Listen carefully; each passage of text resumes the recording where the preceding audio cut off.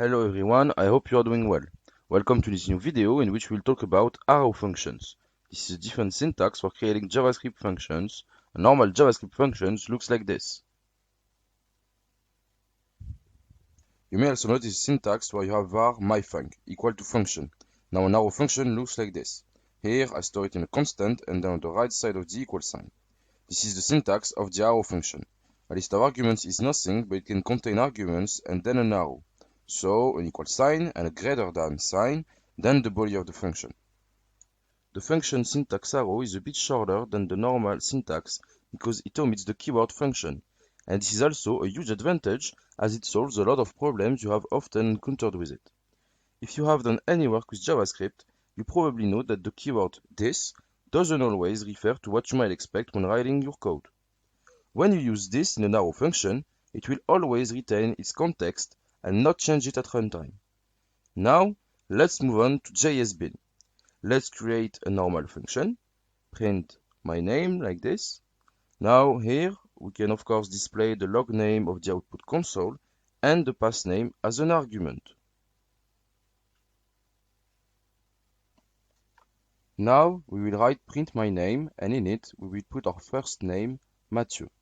We have Mathieu. Now the equivalent of the arrow function is to store it as a constant named print my name. It could also be created with let if you plan to reassign this variable print my name as a constant. Now don't forget to add this arrow between the argument list and the function body. If you delete and rerun this operation, you will still see Mathieu. So here it behaves exactly the same. Now the keyword thing is something that you will see throughout the course. It becomes important once you add functions to objects. First, let me show you some alternatives to this syntax, as far as the argument list is concerned. To be precise, if you only get one argument, like this, if you only get one argument, like we do here, you can also use a shortcut to omit the parenthesis. This is only valid for exactly one argument, not for more and not for less. Here you will always get the same result. If you had a function that received no arguments, you would need parentheses. So name and age like this won't work. You have to put this in parentheses. And now you can write name and age and pass both of them as arguments here.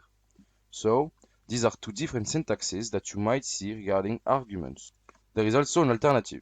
So on the right side of the arrow, obviously many functions return something. So let's say here that we actually want to multiply something and we get a number as an argument.